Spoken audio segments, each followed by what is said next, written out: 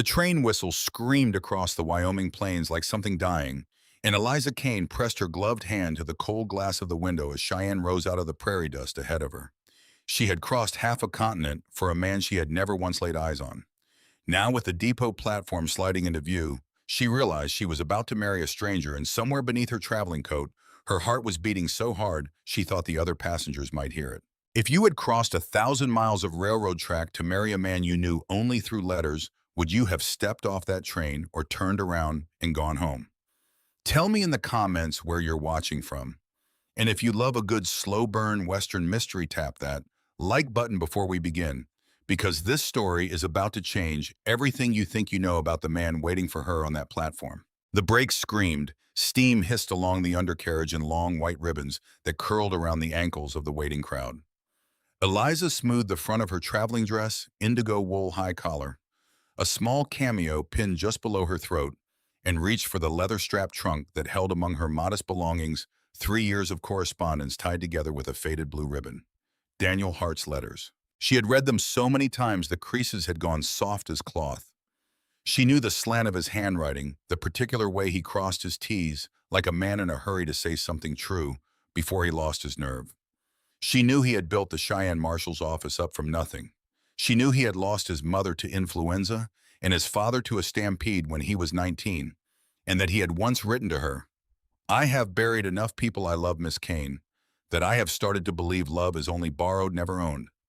And still I find myself wanting to borrow more of it, if you'll have me." She had wept over that letter in her rented room in St. Louis. She had said yes because a man who wrote like that, grieving and still hopeful, was rarer than good weather. Now the train doors opened, and the October wind of the high plains hit her like a hand against the chest, and she stepped down onto Cheyenne soil for the first time in her life. The platform was chaos: trunks stacked in towers, a boy hollering about newspapers, two ranch hands arguing over a crate of chickens that had gotten loose and were now strutting indignantly along the boards. Beyond the station, the town unrolled in a long, dusty street lined with clapboard storefronts, a church steeple standing sentinel at the far end, and beyond that endless gold grass rolling toward mountains still capped faintly white. And then she saw him. He stood a little apart from the crowd near a hitching post in a long gray coat with a silver star pinned to his vest. He was tall, taller than she had pictured, with dark hair curling faintly beneath his hat brim, and a face so exactly matched to the tintype photograph tucked inside her trunk that her breath caught in her throat. Daniel. She lifted her hand, half a wave, half a prayer, and started toward him. He did not smile the way she'd imagined he would. He watched her come with an expression she could not immediately place. Not coldness, but something braced, like a man standing in the doorway of a burning house deciding whether to go in. "Miss Kane," he said when she stood before him. His voice was low, warm at the edges, but careful. "You made it safely." "I did." She laughed, a little breathless. "Though I confess I'm not certain my legs remember how to stand still. 3 days on that train." "Miss Kane." He said it again, more gently this time, and something in the repetition made her stop. He took off his hat, turned it once in his hands the way men do when they are buying themselves a few seconds they don't actually want. "My name isn't Daniel," he said. "I'm his brother, his twin, Elias." The word landed in her chest like a dropped stone. For a moment, the platform noise seemed to recede: the shouting boy, the indignant chickens, the great tired exhale of the locomotive. All of it fell away, and there was only this man's face, Daniel's face, wearing an apology instead of a welcome. "I don't understand," she said, though some cold, sinking part of her already did. "Daniel is dead, Miss Kane." Elias said it plainly because there was no way to say it that would not cut. 6 weeks passed. He was killed chasing an outlaw called Silas Rourke out past the Laramie Crossing. "I would have written you myself, but I didn't know how to tell a woman crossing the country to be married that there was no longer a groom waiting for her. I thought it was a thing better said to your face than folded into a letter." The trunk strap slipped from Eliza's fingers. She caught it before it fell, more from habit than presence of mind, because presence of mind had abandoned her entirely. Dead. 6 weeks. She had received a letter from him only 2 months ago. She could still recite the closing line by memory. "I count the days until the train brings you to me." Eliza, the way a man in a drought counts clouds, and now she was standing on a strange platform, in a strange territory, being told by his living reflection that the man who wrote those words was in the ground. "I'm sorry," Elias said, and it was clear he meant it clear. The words cost him something to say. "I know there's no good way to hear that news, and less good a way to hear it 1,000 miles from anyone who might comfort you for it." Eliza became aware that people were watching. A woman in a brown bonnet had paused near the ticket window, frankly staring. Two men by the freight office had gone quiet, the way men do when they sense a scene is happening and don't want to miss the good parts. She was a stranger in this town, and already she was becoming its newest curiosity, the mail-order bride whose groom had died before she'd even stepped off the train. She lifted her chin. Whatever else was true, she would not fall apart in front of an audience of strangers. "Thank you for telling me," she said, and was faintly proud of how steady her voice came out. "I imagine it wasn't an easy thing to say." "No," Elias admitted. "It wasn't." "I suppose," she said, "the town will want me on the next train east." Something crossed his face, then not quite surprised, but close to it, as if he had expected this, and yet still found it painful to hear spoken aloud. "That's your choice to make, Miss Kane, and no one here would think less of you for making it. But there's a train east in 4 days' time, not tonight. And Daniel," his voice caught just slightly on the name. "Daniel's last words to me weren't about the badge or the office or the outlaw he was chasing. He made me promise him something out on the Laramie Road before he rode after Rourke. He asked me not to let you arrive here alone. He said whatever became of him, you weren't to step off that train into an empty town with no one waiting." "He knew he might die," Eliza said quietly. "I think some part of him always knew he might," Elias said. "Rourke was not a man who left witnesses. Daniel went after him anyway because that's the kind of man my brother was. Foolish and brave in exactly the same breath." The wind picked up, tugging at the brim of Eliza's traveling hat, carrying the smell of coal smoke and horse, and somewhere faintly baking bread. Cheyenne. Her new home, or the place she would leave from within the week, she did not yet know which. "I have a room held for you at the boarding house," Elias said. "Mrs. Higgins runs it. She's expecting a guest, though I confess I didn't tell her the particulars. You needn't decide anything tonight, Miss Kane. You've had a hard enough day without deciding your whole future on top of it." Eliza looked past him down the long, dusty length of the street at the town that was not going to be her home in the way she had imagined it, at the church steeple, at the saloon with its swinging doors already creaking in the wind, at the Marshal's office with its dark windows and its badge that had passed in 6 terrible weeks from a dead man to his grieving twin. "All right," she said finally. "The boarding house, just for tonight." It would not in the end be just for one night. But she did not know that, yet standing there with her whole plan for her life lying in pieces around her boots, and neither did Elias Hart standing across from her, with his hat still turned uselessly in his hands, already half in love with a woman he had no right to want. Mrs. Higgins' boarding house sat 2 streets back from the depot, a tidy clapboard building with lace curtains and a porch that smelled of drying lavender. The landlady herself was a broad, kind-faced widow who took one look at Eliza's face and did not ask a single question, only pressed a cup of strong tea into her hands and told her the room at the top of the stairs got the morning sun, which was in Mrs. Higgins's considered opinion the very best kind of sun for healing a wounded heart, though she did not say that last part aloud. She only said it with her eyes, and Eliza, raw and hollowed out from 3 days of anticipation, curdled into grief, was grateful for the silence. Alone in the small room with its narrow bed and washstand, and the framed sampler on the wall, stitched with a psalm about green pastures, Eliza finally let herself cry. She cried for the letters, for the man who had written them, whom she now understood she had never truly known, only imagined built brick by careful brick out of ink and paper, in her own lonely hoping. She cried for the future she had packed into her trunk alongside her sewing shears, and her mother's silver thimble, a house with a garden, a husband who read to her in the evenings, a family that was hers and no one else's. She cried too, though she was ashamed of it, for the strange unsettling fact that grief for a man she had never met kept tangling itself up with the memory of his brother's face, so precisely the same, and yet wearing an entirely different weather. Daniel's photograph had shown a man mid-laugh, careless sure of himself. Elias's face at the station had been careful in a way that suggested carelessness had never once been safe for him. She slept badly and woke to gray light and the smell of Mrs. Higgins's biscuits rising somewhere below her floor.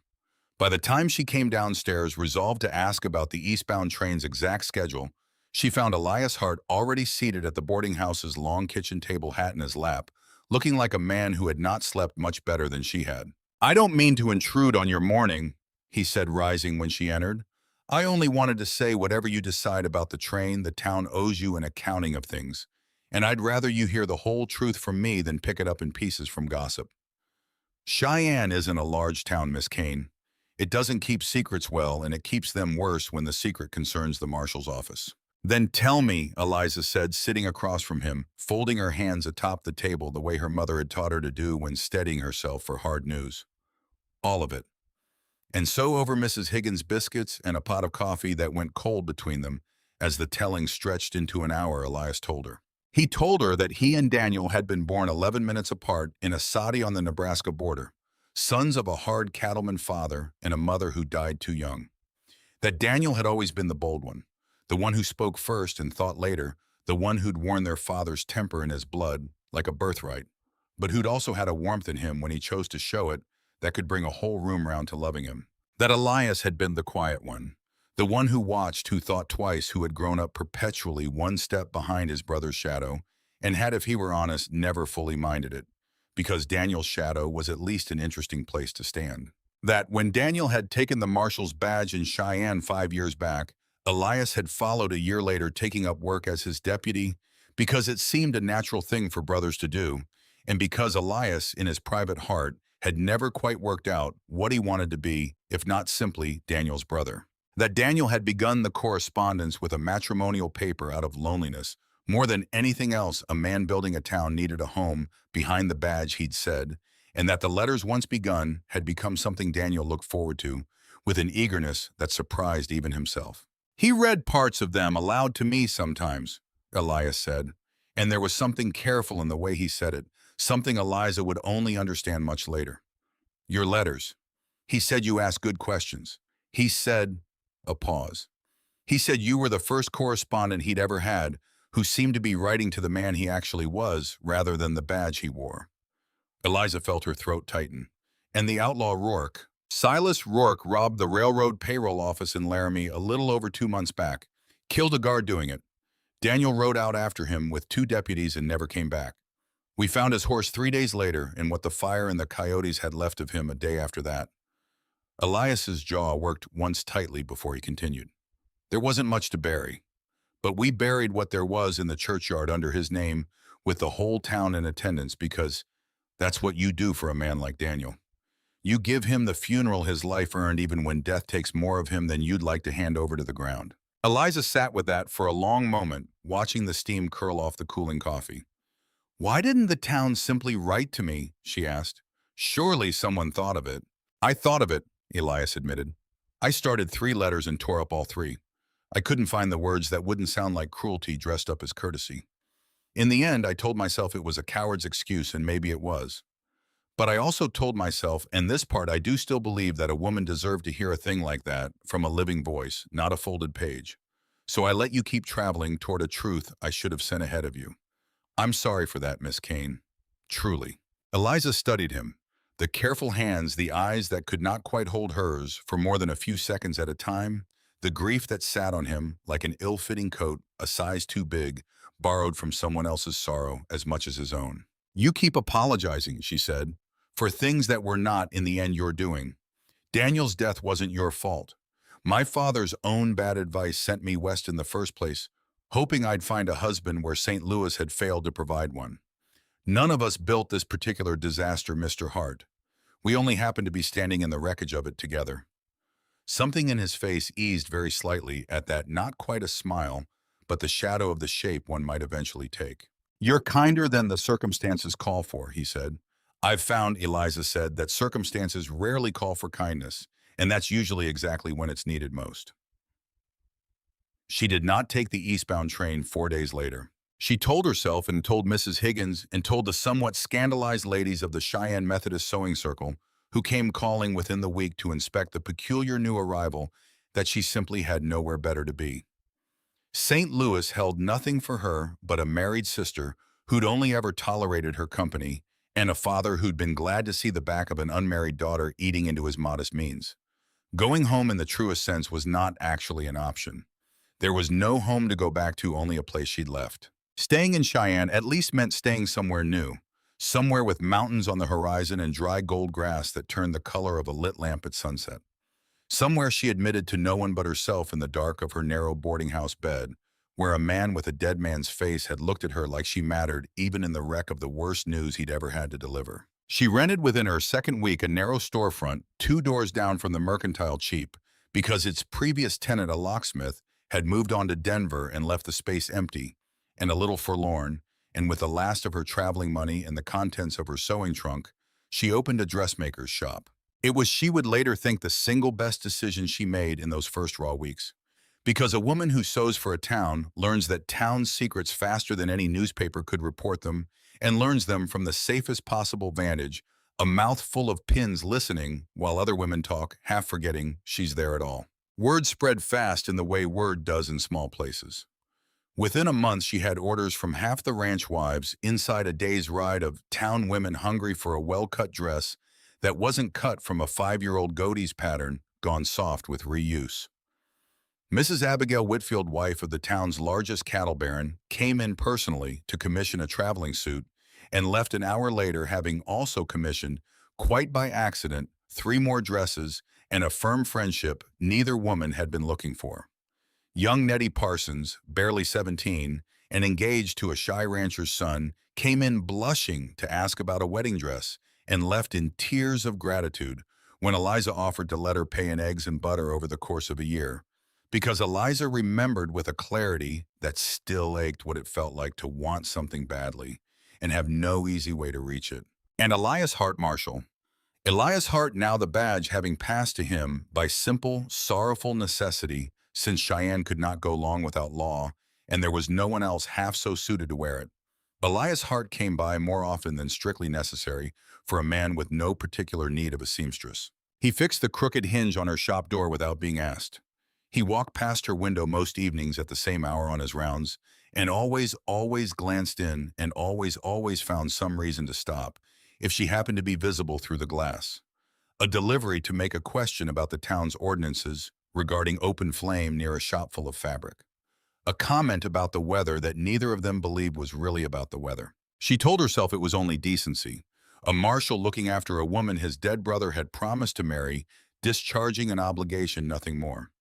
She was in this not entirely honest with herself, and she knew it, and did not yet know what to do about the knowing. It was on an ordinary Tuesday evening in early November, with the first hard frost of the season silvering the boardwalks and her shop lit warm and gold against the darkening street, that Elias came in, not with some invented pretext, but simply because he said he had wanted to. "I brought you something," he said, and produced from inside his coat a small paper parcel slightly crushed from having ridden against his ribs for the better part of an afternoon. "Mrs. Higgins mentioned you hadn't had a proper supper in 3 days on account of a rush order for the Whitfield wedding. This won't fix that, but it's a start." Inside the parcel, 2 of the mercantile's good hard candies, a small twist of ribbon in a blue that matched, Eliza noted with a private and foolish leap of the heart, the exact shade of the dress she'd been sewing that very afternoon, and a single peppermint stick, the kind usually reserved for children at Christmas. "You didn't have to do this," she said, and meant it, and was also, despite herself, absurdly pleased. "I know," Elias said. "I wanted to." Outside, the wind gusted hard against the window glass, rattling the panes, and somewhere down the street, a dog barked twice at nothing, and inside the small, warm shop full of half-finished dresses and pinned muslin. Something passed between them that neither one named aloud, a kind of quiet, tentative gladness, fragile as new ice on a November pond that neither of them yet trusted enough to stand on. It would be some months before either of them learned just how thin that ice truly was, and how much waited beneath it, cold and patient, biding its time. For now there was only the shop and the candy and the marshal, who lingered a quarter-hour longer than any reasonable errand required before touching his hat brim and stepping back out into the frost-bright dark, leaving Eliza standing amid her pins and patterns with a peppermint stick in her hand and a warmth in her chest she had not expected and was not at all sure what to do with. She did not yet know that somewhere beyond the mountains, in a rented room above a saloon, in a town whose name meant nothing to her, yet a man with Daniel Hart's exact face and none of his brother's conscience was very much alive, and counting with great and patient care the days until he could come home and reclaim everything that had once been his. The town of Cheyenne, Eliza was learning, kept its own particular calendar of gossip, And by the second week of November, she had become fluent enough in its rhythms to know that Sunday service at the Little White Methodist Church was where any remaining doubts about her presence would be settled one way or the other. She dressed carefully that morning, not to impress. She told herself, though, the deep green wool she chose did happen to be her most flattering, and walked the frost-hard boardwalk to the church with her chin held at the particular angle her mother had always called, "Don't you dare pity me." Reverend Josiah Cole met her at the door with a handshake as dry and firm as old rope. He was a spare, sun-browned man of perhaps 60, with a voice made for carrying across open prairie, and a habit she would learn of preaching sermons that somehow always seemed to know exactly which member of his congregation most needed to hear them that week. "Miss Kane," he said, "we're glad to have you among us. Grief is a hard-traveling companion, and it's harder still traveled alone." "Thank you, Reverend. I buried your intended," he added not unkindly, watching her face for how the words landed. "A good man for all his rough edges. I like to think he'd be glad to know you stayed." Inside, the pews were half full of faces she was only beginning to learn, the Whitfields imposing in their Sunday best, Abigail giving her a small private nod of welcome. The Parsons family, young Nettie blushing scarlet when her fiancé squeezed her hand. A knot of ranch hands who came to town only for church and supplies hats in their laps, sunburned to the color of old saddle leather. And near the back, alone, Elias heart badge polished hair, combed flat with water, looking like a man who had come more out of habit and grief than any real hope of comfort. He caught her eye once briefly across the aisle, and something passed between them. Not quite a smile, but its very careful, unfinished cousin, before he looked away first as though afraid of what might be read into looking too long. The sermon that morning was on the parable of the prodigal son, and Eliza found herself thinking uncomfortably of Daniel dead and buried, and yet somehow still to shape everyone in this town measured their days against the absent center around which the whole of Cheyenne's grief continued to orbit. She did not yet understand how literally true that would prove to be. After the service on the church steps in the thin gold light of a Wyoming morning, Abigail Whitfield fell into step beside her with the particular briskness of a woman who had decided unilaterally that they were friends now and saw no reason to waste time pretending otherwise. "You've made an impression, Miss Kane," Abigail said. "Not many women would stay in a town that handed them a funeral instead of a wedding. Some of the ladies think you're either very brave or a little touched in the head. I haven't decided which, though I confess I'm inclined toward brave." "Perhaps it's both," Eliza said, and was rewarded with a short bark of laughter that turned two nearby heads. "Well, brave or touched, you sew a beautiful line, and Cheyenne is short on both bravery and good seamstresses. Come to supper on Thursday. My husband will bore you about cattle prices, and I'll pour you something stronger than tea, and we'll call it even." It was, Eliza would think later, the first moment since stepping off that train when Cheyenne had felt less like a place she had washed up in and more like a place that might, given time, become something she could call home. She did not see, as she walked back toward her shop that afternoon, with the last of the frost melting off the boardwalks, the stranger watching from the shadow of the livery stable across the street, a lean man in a dust-colored coat hat pulled low, who had ridden in on the noon stage and asked no one any questions at all, only watched the town's comings and goings with the patient, unhurried attention of a man counting cards before he sat down to play them. He watched Eliza Kane walk the length of the street. He watched Marshal Elias Hart tip his hat to her from the boardwalk outside the jailhouse. And when she had gone, he smiled slow and without any particular warmth and turned his horse toward the saloon where a room was waiting and where he intended for now simply to watch and wait and let Cheyenne believe its dead man was still safely dead. Winter settled over Cheyenne, slow and heavy, the way it does on the high plains, arriving not all at once, but in a long series of small surrenders, a hard frost, then a week of grudging thaw, then snow that came in the night and stayed.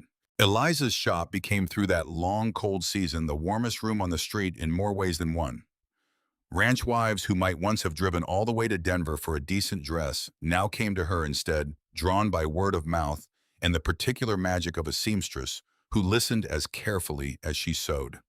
She learned the town through its hems and seams, learned that Mrs. Whitfield's marriage, for all its outward grandeur, carried a private sorrow over children who had never come. Learned that the banker's wife pinched pennies in secret because her husband's business was not half so solid as his manner suggested. Learned slowly, painstakingly, the shape of the town that had swallowed her whole. And she learned, too, the shape of Elias Hart. He was not a man who announced himself. He did not court her the way the dime novels described courting: no bold declarations, no stolen kisses behind the livery stable. Instead, he showed himself in accumulation the way frost builds on a window, one crystal at a time, until almost without your noticing the whole pane has gone white and beautiful. He fixed things.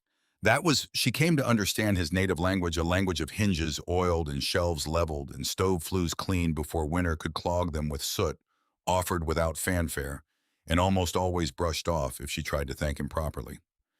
"It's nothing," he'd say every time, and every time she came a little closer to not believing him. The curtains in the Marshal's office, she learned by accident one December afternoon, had been sewn by his late mother 20 years before, and had gone thin and moth-eaten with age. When she offered half in jest to replace them, he'd gone quiet in a way that told her the offer had landed somewhere deeper than she'd intended. And 2 days later, when she brought the finished curtains to hang, she found him standing in the office doorway, watching her work with an expression so unguarded, so plainly helplessly grateful, that she had to look away first, afraid of what her own face might be giving back to him. "They're perfect," he said when she'd finished, running one hand along the new fabric like a man greeting an old friend returned from a long absence. "She would have liked you, my mother.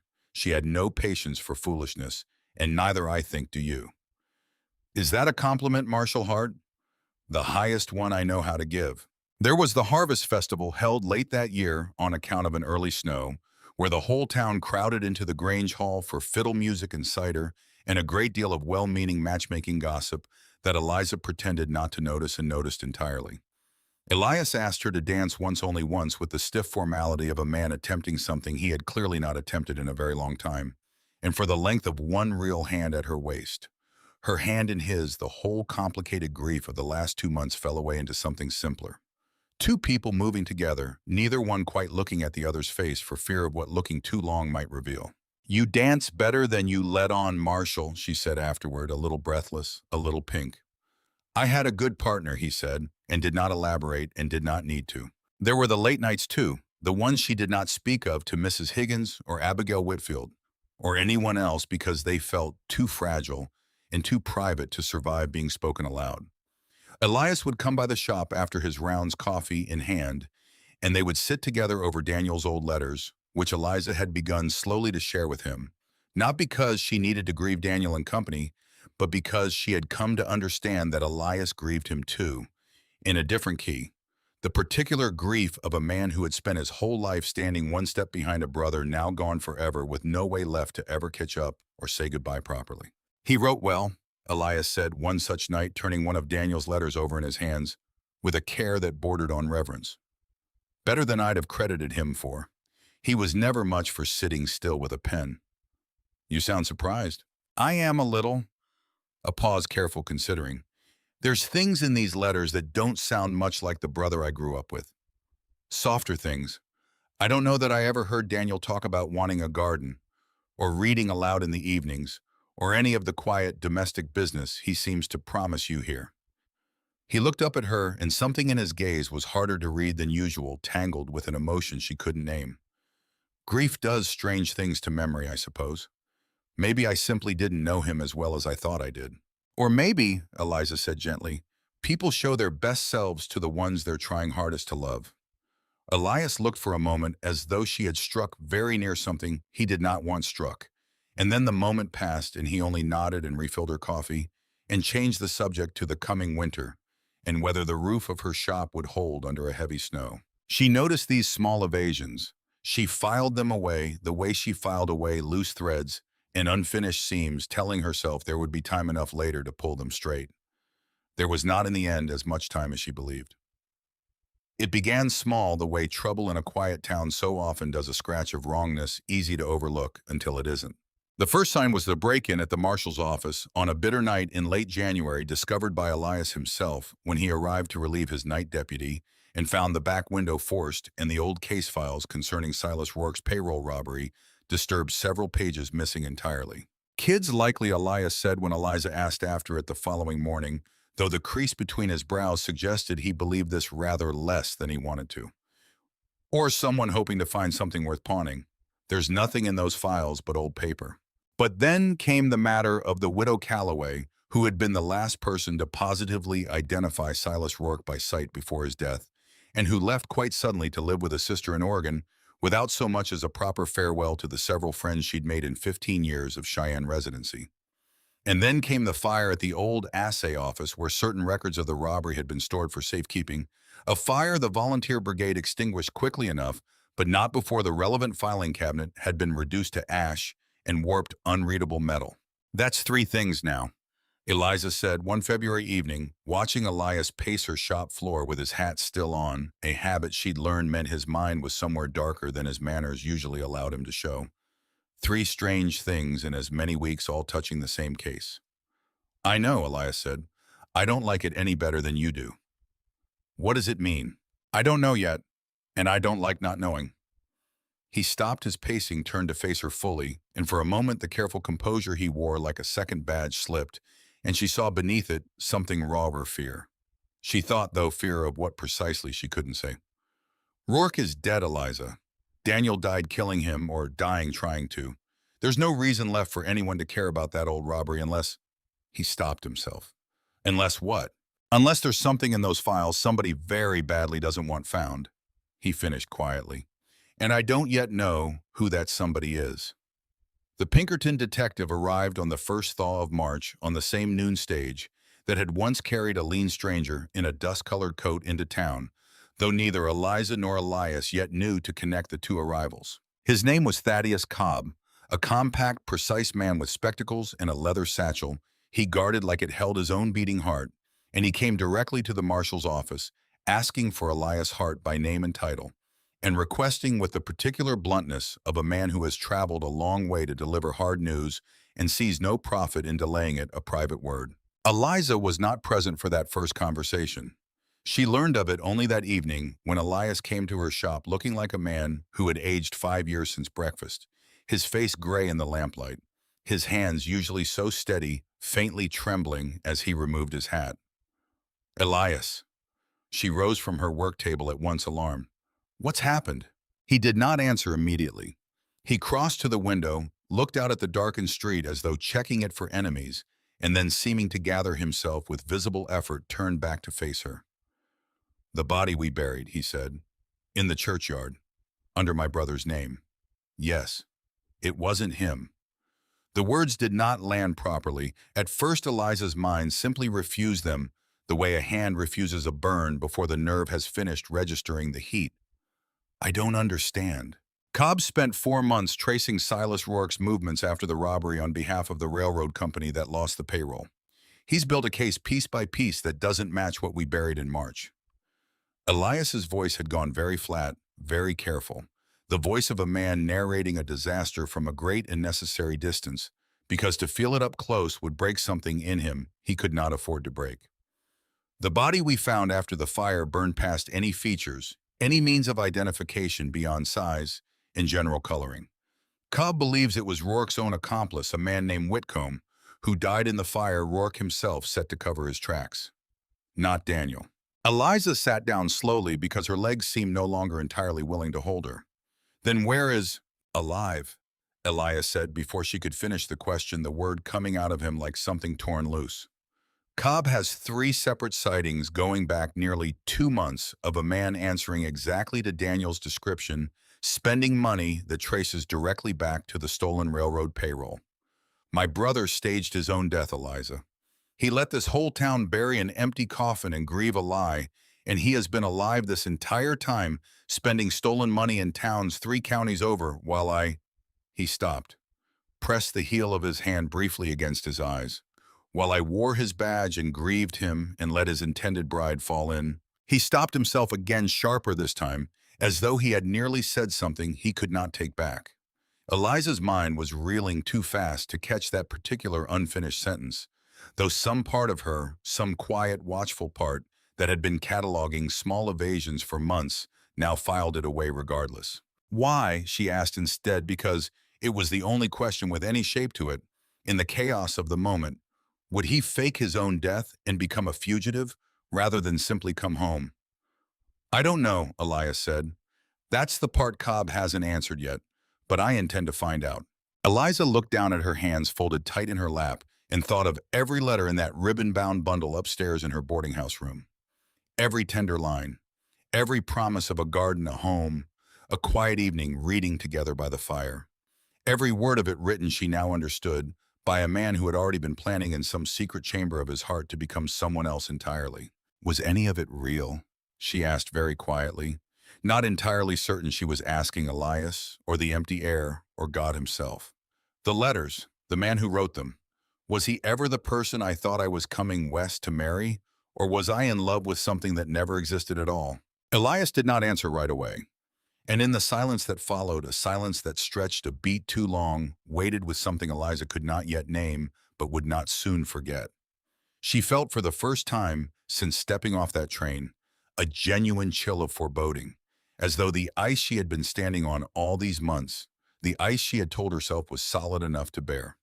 Her weight had just given a long, low warning crack beneath her feet. I don't know, Elias said at last, and his voice when it came sounded like a man choosing his words around the edges of some much larger truth he was not yet ready to hand her. But I promise you this, Eliza. Whatever my brother has become, whatever he's done, I will find him, and I will bring him to account for it, and I will not let it be your burden to carry alone. It was, she would think later, both an answer and not one at all, a vow of protection wrapped tight enough around a question that neither of them that night quite dared to unwrap any further. Outside, the March wind rattled the shop windows, and somewhere out past the mountains, in a town whose name neither of them yet knew, Daniel Hart counted stolen money by lamplight and smiled at the thought of the town that believed him buried, already making his quiet plans to come home and claim back everything that had once briefly belonged to someone else. In the weeks before Cobb's arrival, Eliza had not been idle in her worry.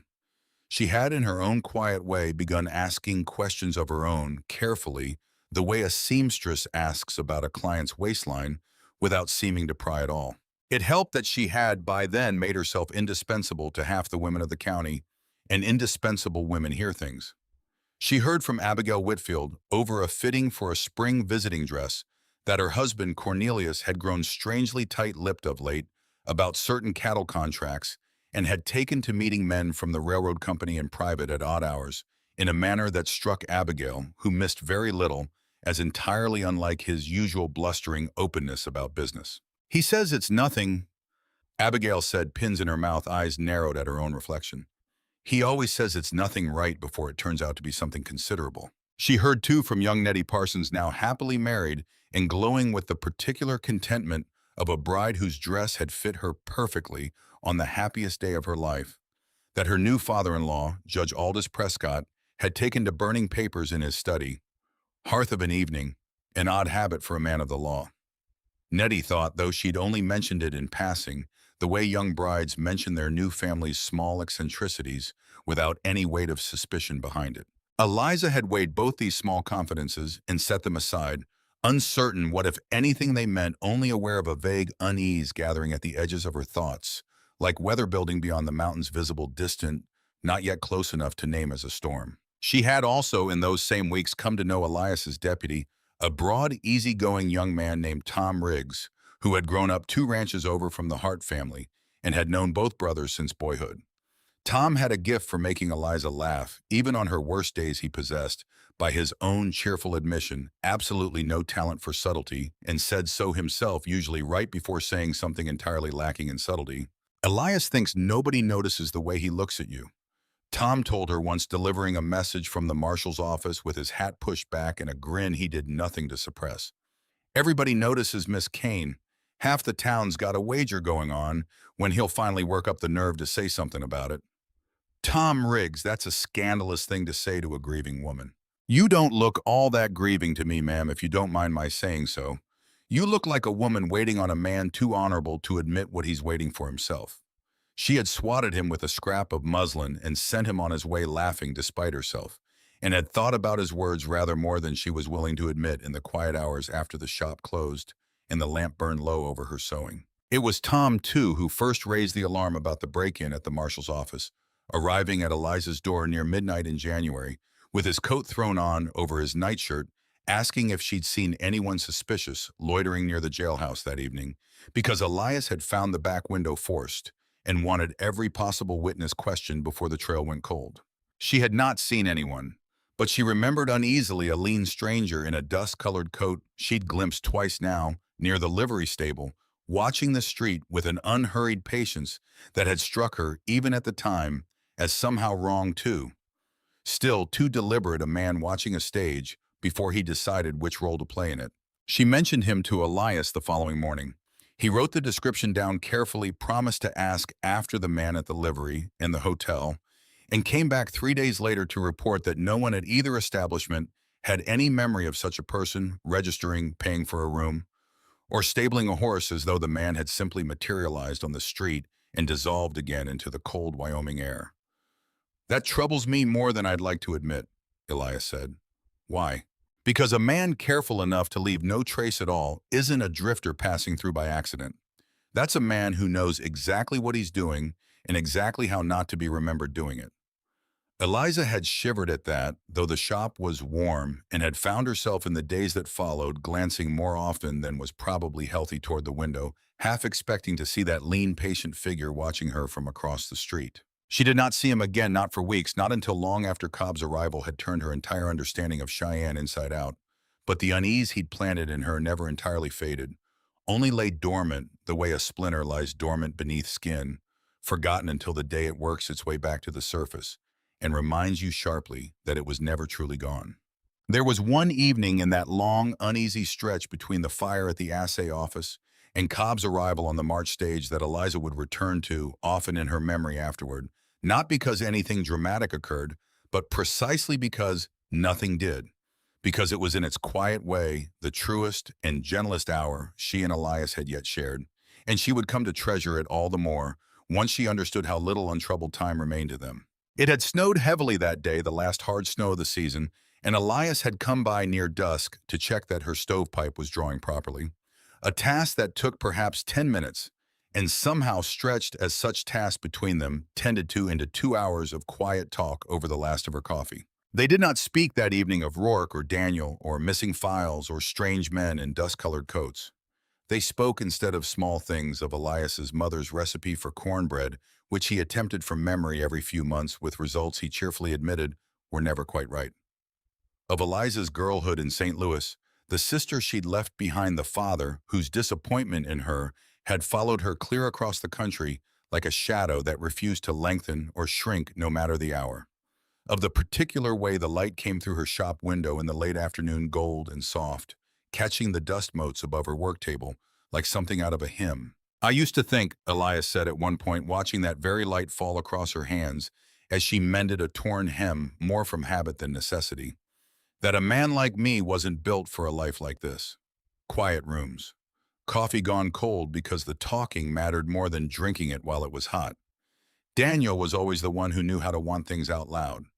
I only ever knew how to want them quietly and hope somebody noticed anyway." "I notice," Eliza said before she could think better of saying it, and then flushed and looked back down at her mending, suddenly very interested in a stitch that required no particular interest at all. Elias did not answer immediately. When she dared to glance up again, she found him watching her with an expression so unguarded, so entirely without its usual careful edges, that her breath caught somewhere behind her ribs. "Eliza," he said low, and it was the first time he had used her given name without the courtesy of Miss attached to it, and the sound of it in his voice did something to her that she would spend the following several weeks trying and failing not to think about. But then the shop door rattled only the wind, only old hinges complaining against a gust off the mountains, and the moment broke, and Elias cleared his throat and stood and said something about the hour and his rounds, and the words that had been building in him, whatever they might have been, went unsaid, folded back down into the careful, patient man he had trained himself over a lifetime, standing in his brother's shadow to always be. She thought of that unfinished moment often in the difficult months that followed. She thought of it especially on the night Cobb's news broke over her like cold water, when Elias stood in her shop with his hat trembling faintly in his hands, and told her that the man she'd crossed a continent to marry had faked his own death and left her unknowing, engaged to grieve a lie. And she thought of it most of all in the silence that came after, when she asked him whether any of it had ever been real, and he could not quite bring himself to answer her plainly, and something in his hesitation frightened her far more than Daniel's betrayal itself. Because grief, she was learning, was a country with many provinces, and she had only just begun to map the borders of this particular one. The province where the dead man's brother knew something he had not yet found the courage to tell her, and where the ice beneath her feet, thin and treacherous, was cracking in places she could not yet see. Cobb stayed 3 more days in Cheyenne, closeted for long hours with Elias in the Marshal's office, poring over ledgers and telegraph receipts and the scorched remnants of paperwork rescued from the assay office fire. Eliza saw little of Elias during that time, and what she did see troubled her, a man running on too little sleep and too much dread, his careful composure fraying visibly at the edges like a hem worked loose by too many washings. On the third night, Cobb came himself to the boarding house, hat in hand to speak with Eliza directly, a courtesy Elias had apparently insisted upon over the detective's own professional reluctance to involve a civilian, particularly a woman in the delicate business of an active fugitive investigation. Marshal Hart felt you deserved to hear certain things plainly rather than secondhand, Cobb said, settling into the boarding house parlor with the stiff formality of a man unaccustomed to comfortable furniture. I confess I argued against it. My experience, Miss Kane, is that civilians involved in matters like this tend to become complications. But the Marshal was quite firm, and it is, in fairness, your life this concerns as much as his. Then tell me plainly, Mr. Cobb. Cobb folded his hands and regarded her with the flat, assessing look of a man who had spent a career reading faces for lies and had evidently decided hers held none. Daniel Hart is alive. He has been alive since the day this town buried an empty coffin in his name. He has spent, by my most conservative estimate, upward of $6,000 of stolen railroad payroll across 4 different territories. Always careful, always one town ahead of anyone asking questions. And within the last month, Miss Kane, his movements have turned homeward. I believe he is coming back to Cheyenne. I do not yet know why, though I have theories, none of them comforting. What theories? A man doesn't fake his own death and then risk everything by returning to the one place he's best known unless the thing drawing him back is worth more to him than his own safety. Cobb's eyes behind their spectacles were steady and unblinking. In my experience, Miss Kane, that thing is very rarely sentiment.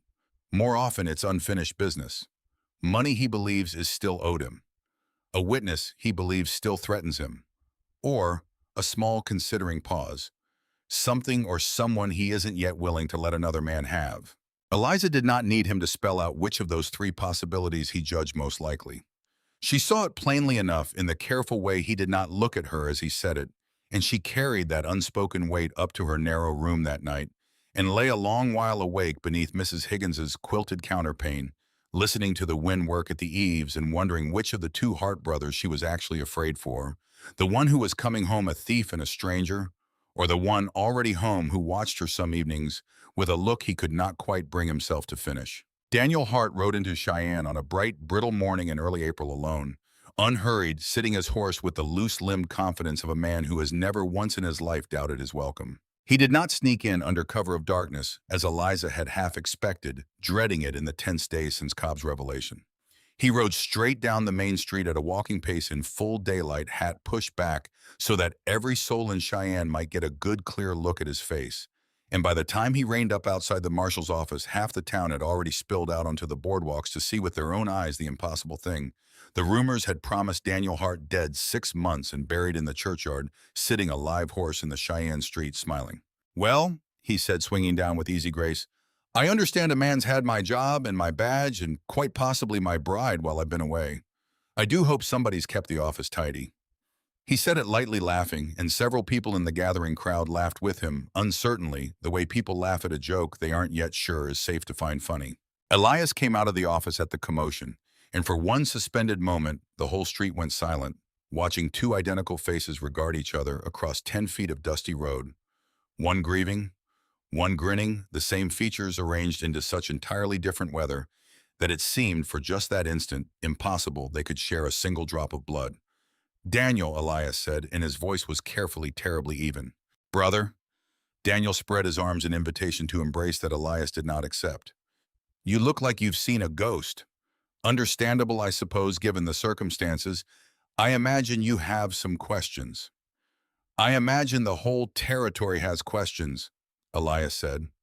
"Starting with why an empty coffin is sitting in our mother's churchyard wearing your name, and why a Pinkerton detective has spent 4 months tracing 6,000 stolen dollars straight back to you.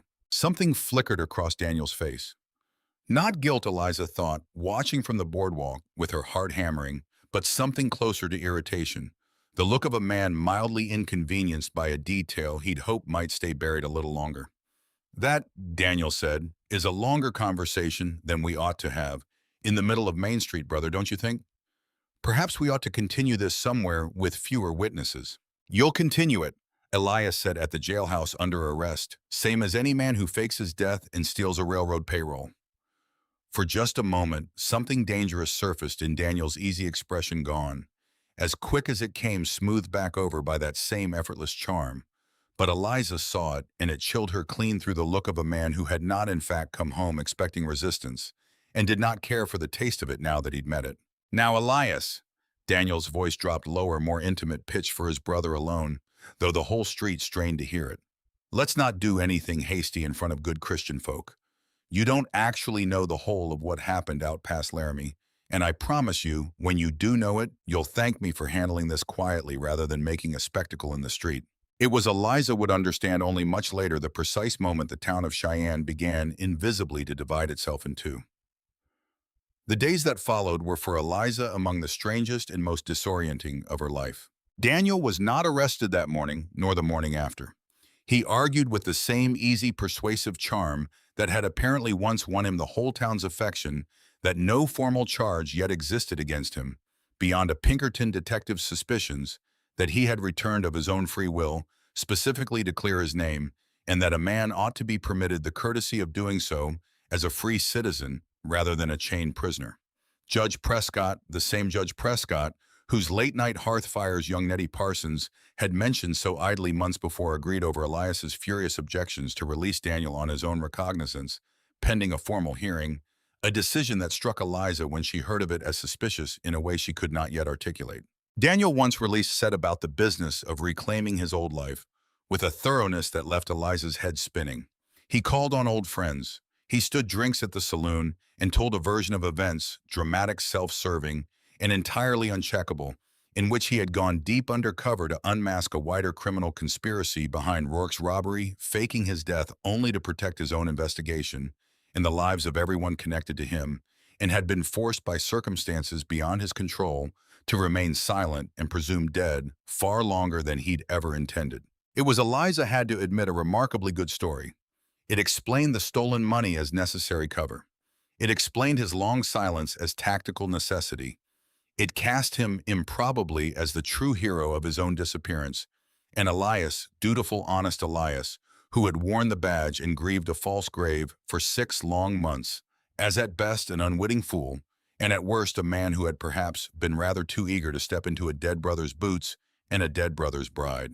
That last insinuation, delivered by Daniel with a wounded, reasonable calm at a town meeting called to address the growing controversy, was the one that cut deepest, and Eliza watched it land across the assembled crowd like a stone thrown into still water, rippling outward, changing the shape of every face it touched.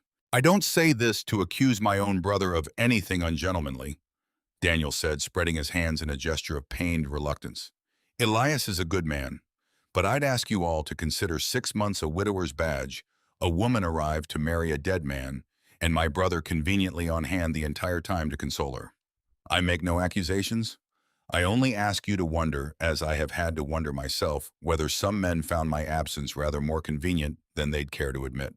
Eliza rose from her seat before she quite decided to. That is a filthy insinuation, she said, her voice carrying clear across the packed Grange Hall. And I'll thank you not to make it Mr. Hart, particularly not while hiding behind a story no one in this room has any way to verify. Your brother wore a badge and grieved a grave for 6 months while you spent stolen money in 4 different territories. If either of you owes this town an accounting of ungentlemanly conduct, I do not believe it's him. A murmur ran through the hall, some approving, some scandalized, that a woman would speak so plainly in mixed company, but Eliza did not sit back down until she had finished chin high. Cheeks burning, and Elias, watching from across the room, looked at her in that moment with an expression of such raw, grateful astonishment that she felt it warm her clear through even amid the ugliness of the meeting. But the damage once spoken aloud could not be entirely undone. The town split roughly along old loyalties. Those who had always found Daniel's boldness more charming than Elias's quiet steadiness sided unsurprisingly with the returned hero.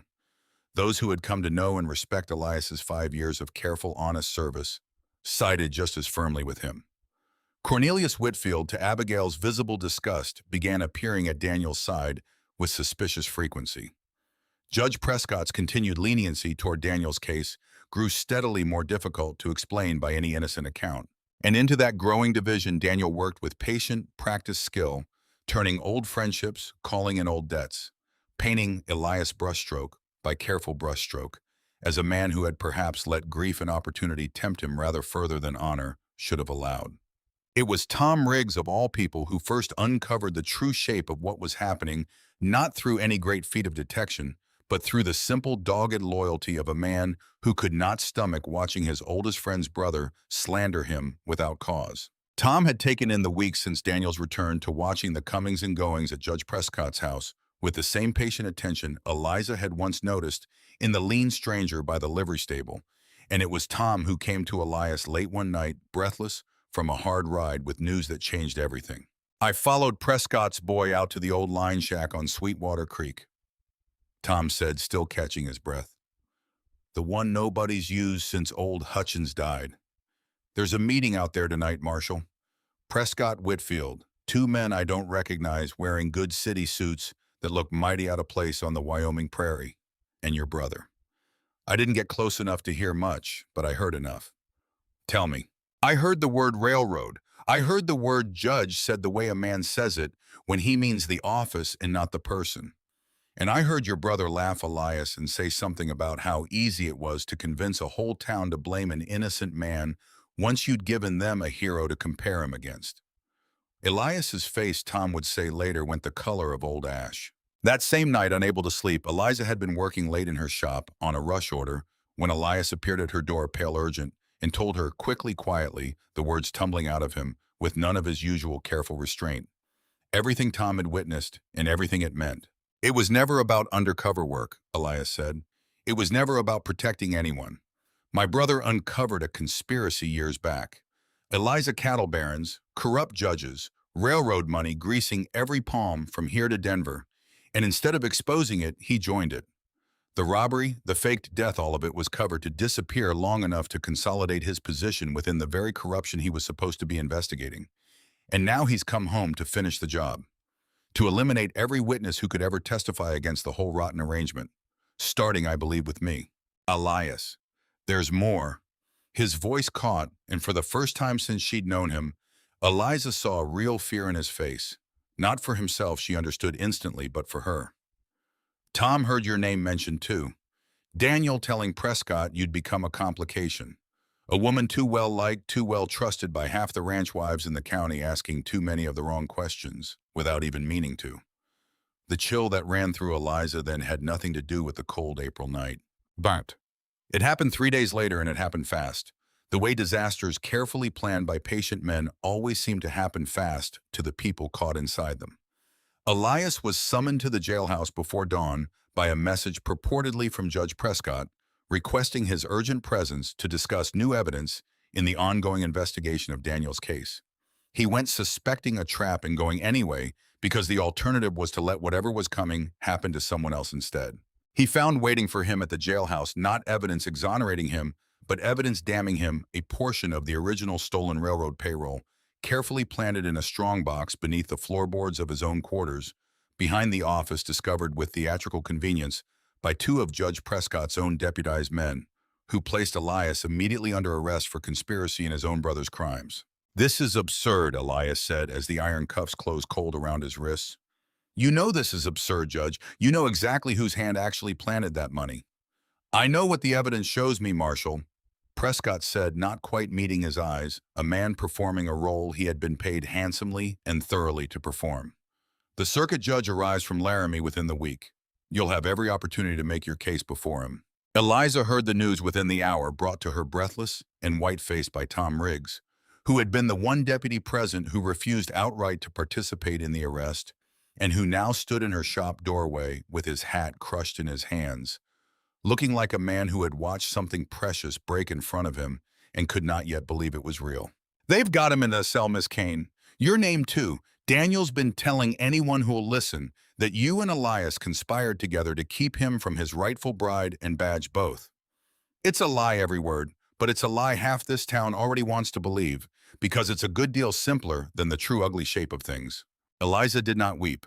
She found standing there in her shop with pins in one hand and disaster crashing down around her, that some deeper, steadier part of her had been quietly preparing for exactly this moment since the night Cobb first told her the man she'd crossed a continent to marry was a fraud and a fugitive. "Take me to him," she said. She found Elias in the Cheyenne jail's single cell, sitting on the narrow cot with his elbows on his knees and his head bowed. And when he looked up at her, the expression on his face broke her heart clean in two. Not fear for himself, but a terrible, resigned grief. The look of a man who has already decided how this must end and is only waiting for the world to catch up to his decision. "You shouldn't have come," he said. "If they see you here defending me, it only feeds Daniel's story." "I don't care what it feeds," Eliza said, gripping the cold iron bars until her knuckles went white. "Elias, listen to me. We have proof. Tom heard them planning this at the Sweetwater Line Shack. We can find the documents, the ledgers, whatever Daniel and Prescott and Whitfield have been keeping to track their own corruption. If we can find that proof before the circuit judge arrives." "Eliza." He rose across the small cell and took her hands through the bars, his grip fierce and desperate in a way she had never once seen from careful, restrained Elias Hart.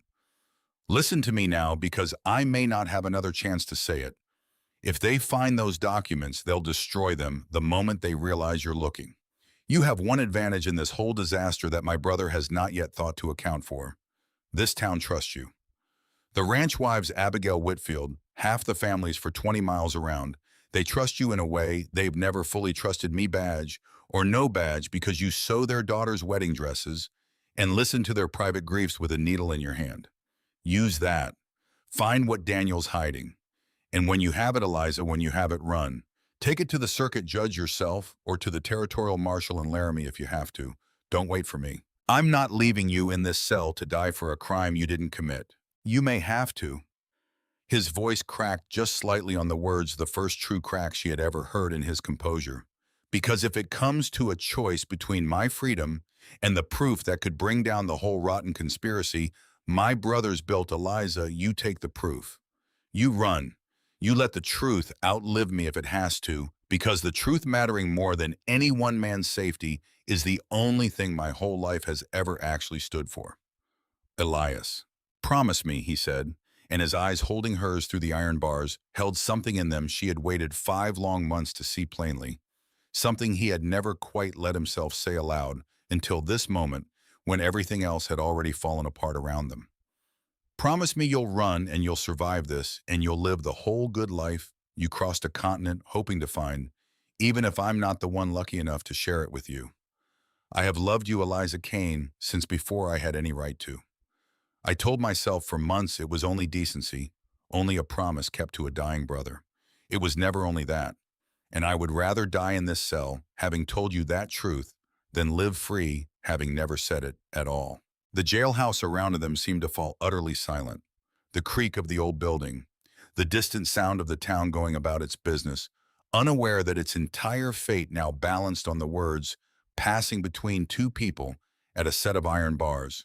And Eliza felt the whole shape of the last 5 months rearrange itself around this single unguarded confession. She thought with a clarity that startled her of every evening spent over Daniel's old letters, and how it had always been Elias's voice reading them aloud, Elias's hands turning the pages, Elias's quiet, careful presence that had made those letters feel warm rather than simply remembered. She had built her grief for one brother out of paper and ink, and had fallen slowly, and without ever quite deciding to, in love with the living man who sat across from her every time she read them. "Elias," she whispered, and found she had no other words large enough to hold what she was feeling, only his name and the fierce sudden certainty that whatever came next, whatever sacrifice the following days demanded of either of them, she would not let this confession die quietly in a jail cell for want of one woman's courage to act on it. "Go," Elias said, releasing her hands at last, stepping back from the bars as though physical distance were the only thing left in his power to give her. before Prescott's men see you here. Go, Eliza, and whatever happens to me, don't you dare let it be for nothing." She did not go directly to Abigail Whitfield, though every instinct told her that was where salvation would eventually be found. She went first in the gray hour before full dawn to Tom Riggs waiting in the shadow of the livery stable, with his horse already saddled, his face set with the particular grim determination of a man who has chosen his side and does not intend to be talked out of it. "I heard everything," he said before she could speak. "I'll not stand by and watch them hang an innocent man on evidence I watched them plant with my own eyes. Tell me what you need, Miss Kane, and I'll ride to the ends of the territory to get it for you. I need to know exactly what passed at that line shack meeting. Every name, every word you can remember. And I need you to find out quietly whether there's a strongbox, a ledger, anything Daniel and Prescott and Whitfield might have kept to track their own arrangement. Men like that don't trust each other completely, Tom. There will be a record somewhere. There always is." "I'll ask around the Whitfield place first," Tom said. "Cornelius keeps a study he don't let the hired hands near. If there's paper to be found, my money's on it being there." It was a dangerous thing she was asking of him, and they both knew it, but Tom only touched his hat brim and swung up into his saddle without further argument and rode off into the thinning dark with the loyal, uncomplicated courage of a man who had simply decided once and for all which brother deserved his trust. Eliza herself went to Abigail Whitfield's kitchen door rather than her front, an hour later, and found the older woman already awake, already troubled, already half expecting the news Eliza had come to deliver. "I've heard some of it," Abigail said grimly, ushering her in out of the cold. "Cornelius came home from that meeting last night, white as a sheet, and wouldn't say a word about where he'd been. I've been married to that man 18 years, Eliza. I know guilt when it's sitting across my own supper table refusing to meet my eye. I need your help. Elias is innocent, and I believe I know how to prove it, but I'll need eyes and ears in places I can't go myself: the judge's household, the Whitfield ranch, anywhere Daniel's people might feel safe enough to be careless." Abigail's face, already grim, hardened further into something formidable. "You forget, my dear, that I have spent 18 years learning exactly how careless men become when they believe their wives too foolish or too devoted to notice what's under their own roof. I will find you your proof, Eliza Kane, if I have to search every drawer and hearth in this county myself. Nobody hangs a good man in my town while I still have breath enough to object to it." The circuit judge was due to arrive from Laramie within the week, and every day that passed narrowed the margin for what Eliza and her small, unlikely alliance of allies might yet accomplish. Daniel, for his part, seemed entirely untroubled by the ticking clock. He called on Eliza herself twice at her shop, a courtesy she endured with gritted teeth and careful composure, understanding that whatever information she might glean from his visits was worth the discomfort of his company. "You needn't hate me quite so thoroughly," he said on the second such visit, lounging against her counter with an ease that made her skin crawl precisely because it wore Elias's face while moving through the world with none of Elias's care. "I only ever wanted what any man wants: a home, a badge that means something, a wife clever enough to be worth the trouble of winning properly. You faked your own death and let this whole town grieve you for 6 months. Eliza said, not looking up from her sewing, refusing him the satisfaction of her full attention. "You framed your own brother for a crime you committed. There is nothing in that history, Mr. Hart, that resembles a man who wants a home. It resembles a man who wants everything and cares nothing for who bleeds to provide it to him." Daniel's easy smile did not waver, but something behind his eyes went cold and flat, and Eliza understood in that unguarded instant precisely how dangerous a man she was truly dealing with. Not the charming rogue of the town's gossip, but something far colder underneath, patient and calculating, in a way his brother's quiet steadiness had never once approached. "You'll come around," he said, straightening, reaching for his hat. "Once Elias hangs for a theft he never committed, and there's no one left standing between you and a fresh start, you'll come around to seeing things my way. Women always do in the end. They tell themselves stories about honor and love right up until the practical business of surviving takes over." He left without waiting for her answer, and Eliza sat very still for a long while. After the shop bell's chime faded, her needle motionless in her hand, feeling the full cold weight of exactly how much now rested on whatever proof Tom Riggs and Abigail Whitfield could gather before the circuit judge's arrival closed every remaining door.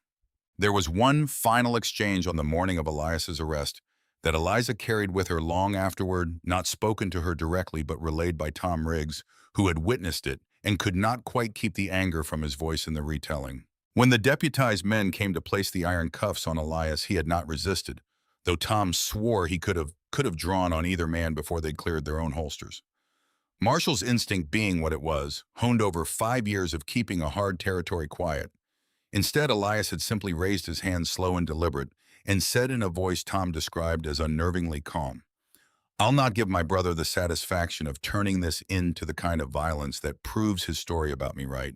Whatever he's built out of lies, I intend to answer it with nothing but the truth delivered as quietly and as patiently as it takes."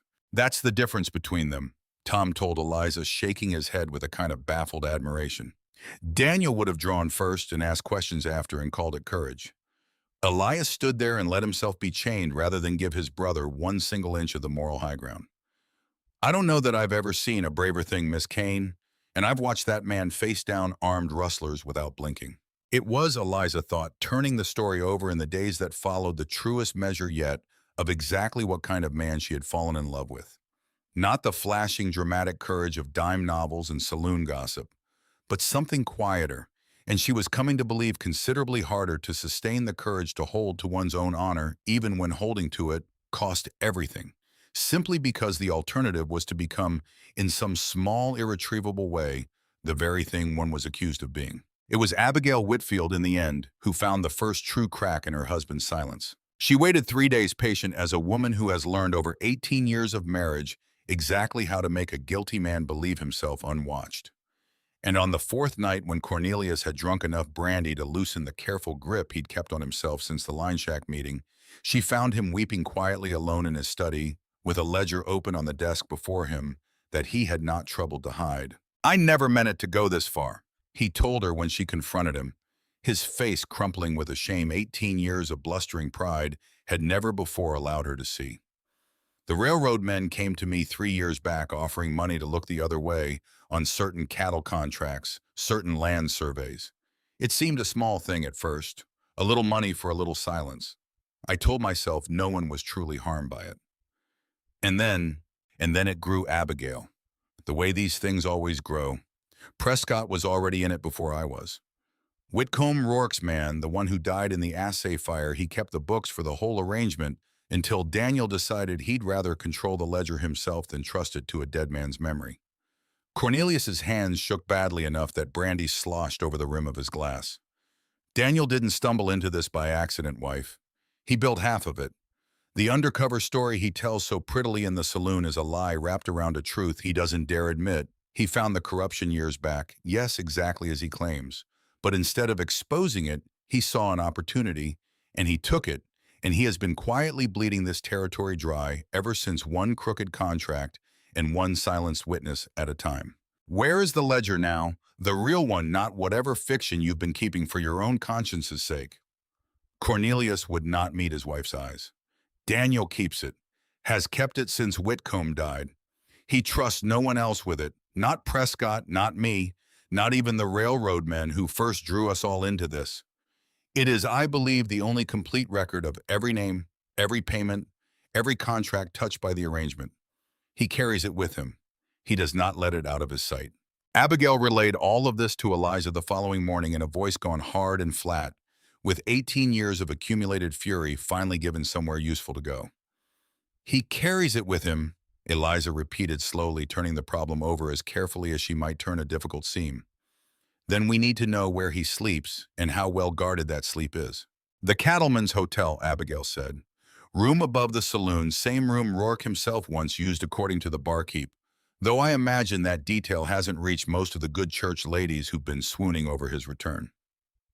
It was Nettie Parsons, of all the unlikely conspirators drawn into Eliza's growing circle, who solved the final piece of the puzzle, how to reach that ledger without alerting a man clever enough to have escaped detection for 6 full months. Nettie's new father-in-law had, in an attempt to smooth over the awkwardness his son's marriage into a modest ranching family had caused among Cheyenne's more established circles, taken to hosting the occasional card game for the town's more prominent men, Daniel among them in recent weeks, eager as he was to reestablish his old social standing. "He'll be at Father Parsons's table Thursday night."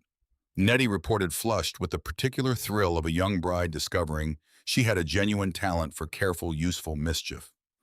Card games run past midnight always, and gentlemen never bring their satchels to the card table. Miss Kane, it isn't done. He'll leave that ledger in his hotel room same as any other night, trusting the lock on his door and nothing more. It was, Eliza reflected afterward, a plan built entirely out of the quiet, underestimated intelligence of women.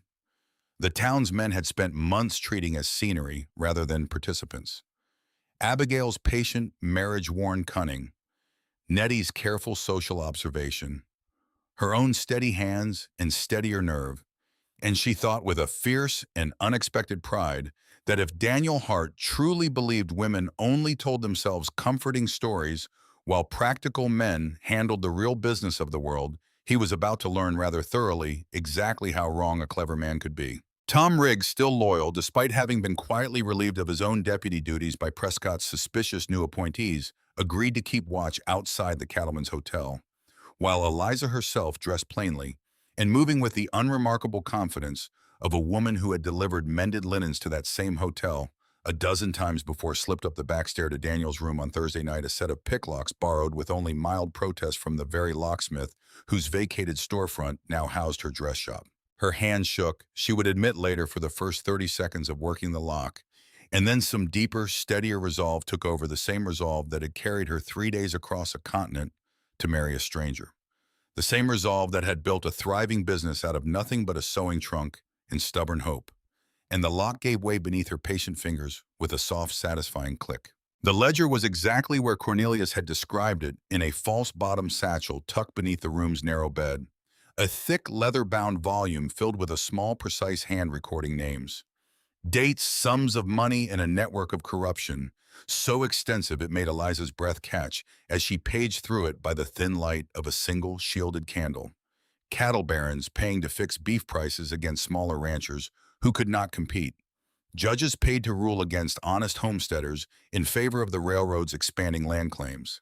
At least 2 other unexplained deaths in neighboring counties that the ledger's careful hand recorded with the same cold precision as a grocer's tally. She took the ledger. She left in its place a length of ribbon from her own sewing basket, coiled neatly where the ledger had been, a small private signature. Half defiance and half dark humor, a woman's mark left behind in a thief's hiding place. She was 3 streets away, the precious ledger wrapped tight against her chest beneath her cloak, before she allowed herself to breathe properly again. The proof once gathered moved fast. Abigail Whitfield, in a display of nerve that left even Eliza faintly awed, confronted her own husband publicly the following morning, informing him in front of 2 visiting cattle buyers that she intended to see every crooked contract exposed to the territorial authorities, regardless of what it cost their own household, and that he could either help her do it honorably or watch her do it without him. Cornelius, weeping and broken and perhaps genuinely relieved to finally set down a guilt he'd carried alone for 3 years, chose to help. Reverend Cole, informed quietly of the whole affair by Eliza herself, offered the church's back room as a safe location to compile the growing mountain of evidence, and spent 2 full days helping cross-reference names in Daniel's ledger against county land records, uncovering in the process a pattern of fraudulent survey filings that had quietly stolen productive acreage from no fewer than 11 honest homesteading families over 3 years. Tom Riggs rode at considerable personal risk all the way to the territorial marshal's office in Laramie, carrying the assembled evidence and a sworn statement from Cornelius Whitfield, and returned 3 days later with 2 territorial deputies and a formal writ demanding Elias Hart's immediate release pending full investigation of the charges against him. The circuit judge arrived to find, rather than the simple fraud case he had expected to adjudicate, a full territorial investigation already underway, and Judge Prescott informed by the arriving deputies of exactly how thoroughly his own name appeared throughout Daniel's careful ledger, did not wait to be formally confronted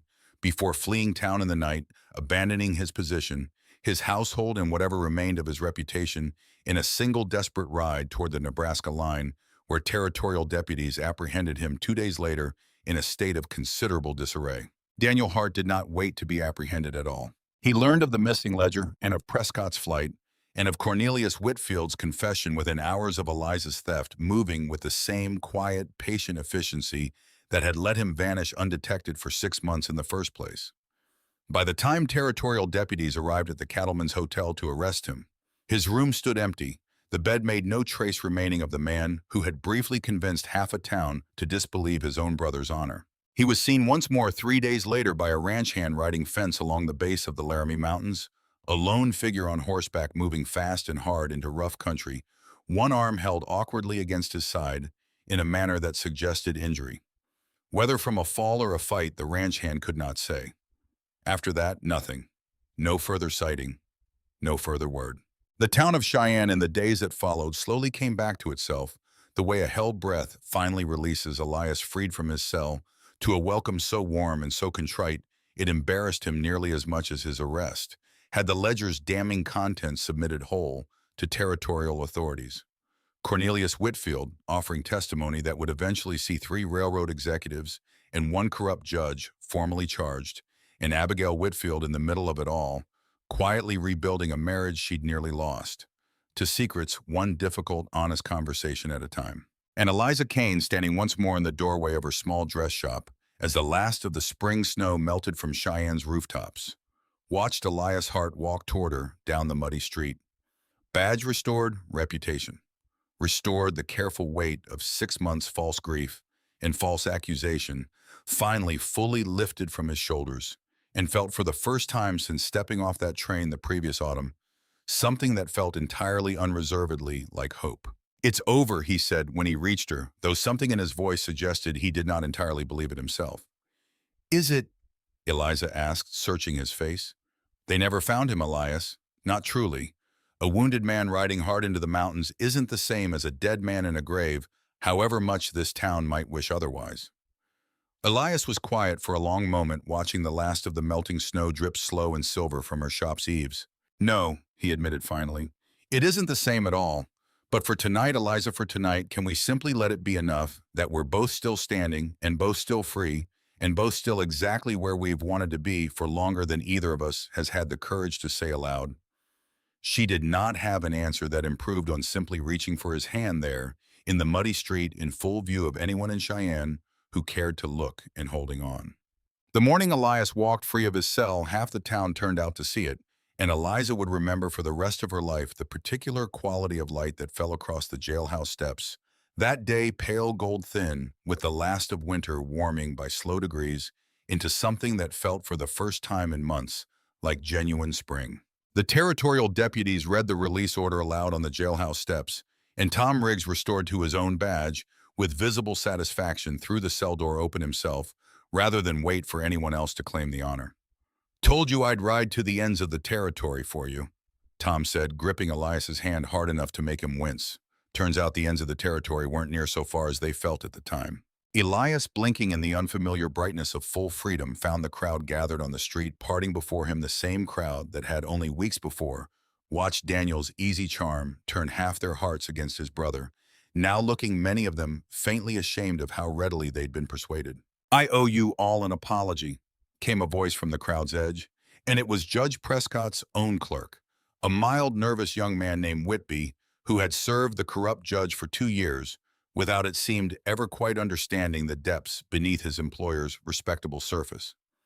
"I should have questioned the evidence against you sooner, Marshal. I saw things I didn't want to see because seeing them would have cost me a comfortable position. I'm sorry for that." "You're not the only one," said old Silas Deakins, who ran the feed store, and had, Eliza knew, wagered rather more than he could comfortably afford against Elias's guilt in the informal betting that had briefly swept through the saloon. "Man's own face was standing right in front of us, plain as day, telling us who he really was every single time we looked at him close enough to see it. We just didn't want to look that close on account of the other fellow's smile being easier company." It was Abigail Whitfield, though, whose reckoning proved the most complicated and the most quietly moving to witness. She had spent the intervening days not only gathering evidence against her own husband's crimes, but rebuilding brick by careful brick the marriage his silence had nearly cost her. Eliza found her one afternoon in the dress shop, ostensibly collecting a finished traveling suit, actually working up the nerve to say something that had clearly been sitting heavy on her chest for days. "I keep asking myself how I missed it," Abigail said, turning the finished suit over in her hands without really seeing it. 18 years married to a man, and I told myself his late nights and his tight-lipped moods were only business worries. I wonder now how much of what I chose not to see over the years was simply easier than the alternative. You didn't miss anything you were meant to catch, Eliza said gently. Cornelius built his silence carefully the same as Daniel built his. Men like that count on exactly the kind of trust a good marriage is built from. That isn't a failure of your attention, Abigail. It's a theft of it. Abigail was quiet a long moment, her eyes bright. He wept, when I confronted him. Actually wept like I hadn't seen him do since we buried our second child. I think some part of him has wanted to be caught for years and simply didn't have the courage to hand himself over until I forced the matter. What will you do now? Stay, Abigail said with the particular firmness of a woman who had already turned the question over from every possible angle and arrived deliberately at her answer. Not because I've forgiven him, that will take considerably longer than a fortnight, and he knows it, but because 18 years of marriage taught me something worth more than his crooked contracts ever cost us, and I'll not throw the honest years away on account of the dishonest ones provided he spends the rest of his life earning them back properly. There was too a harder reckoning still to come the matter of what precisely had happened to Daniel Hart in those final desperate hours before his ledger was discovered missing. Territorial deputies, following the ranch hand's account of a wounded rider vanishing into the Laramie foothills, spent 4 days combing the rough country without success. They found eventually a campsite abandoned in obvious haste, a blood-stained bandage discarded near a cold fire ring, and a single spent cartridge that matched no weapon anyone could account for evidence. The lead deputy concluded in his official report that Daniel Hart had very likely been wounded in some manner before, or during his flight, though by whom or how gravely remained entirely unclear. He could be dead in a ravine somewhere, Elias said, turning the deputy's report over in his hands one evening at Eliza's shop, his voice carrying an exhaustion that went deeper than mere physical tiredness. Or he could be 3 counties over, already healing up, plotting his next disappearance with the same patience he spent plotting this one. I don't know which possibility troubles me more. Does it matter which tonight? Eliza asked.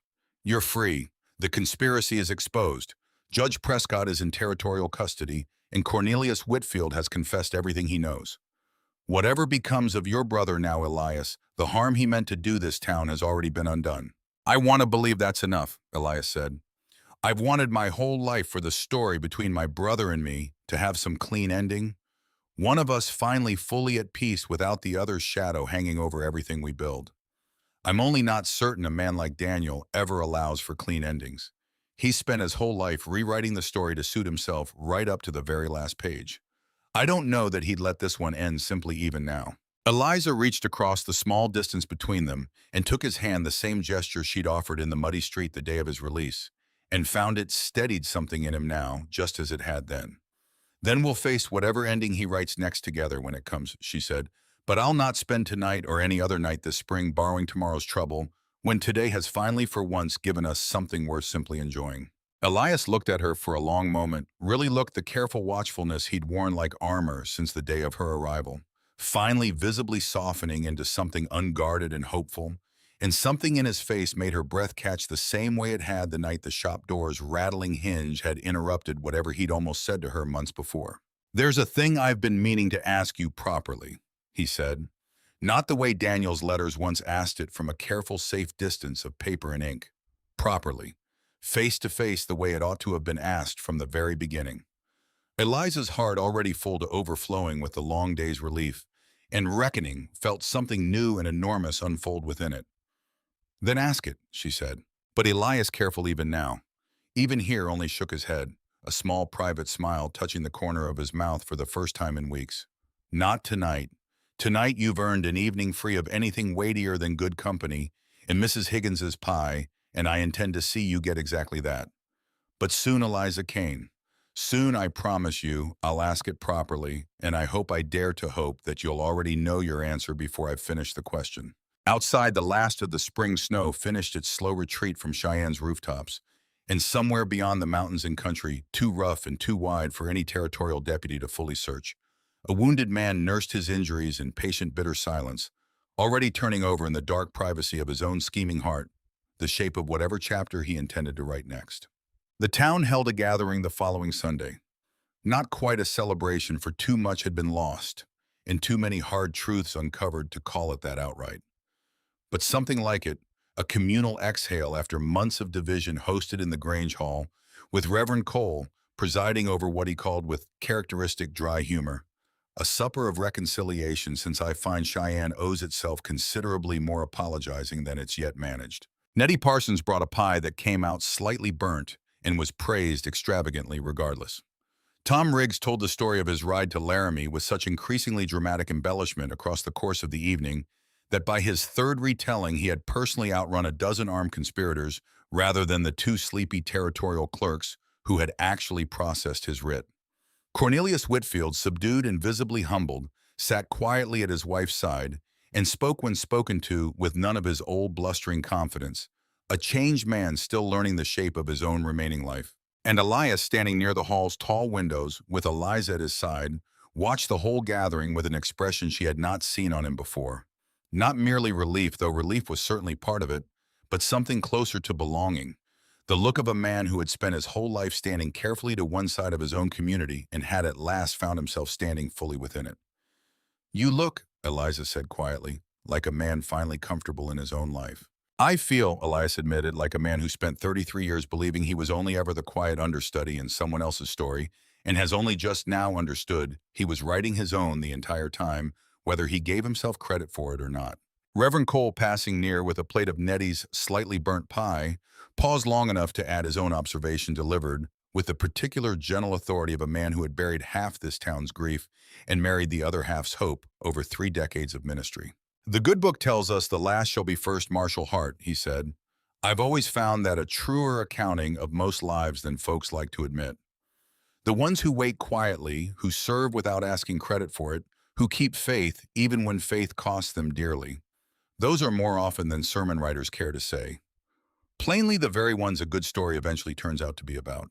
He moved on before Elias could quite formulate a response, leaving him standing by the window with Eliza's hand still warm in his own, watching the gathered town slowly knit itself back together around them, one shared plate and one forgiven grudge at a time. It would be, Eliza thought later, one of the last truly peaceful evenings either of them would know for some months yet, though neither of them standing together in that lamp-lit hall, with the whole town's cautious hope gathered warm around them, had any cause that night to suspect just how much of the story still remained unwritten.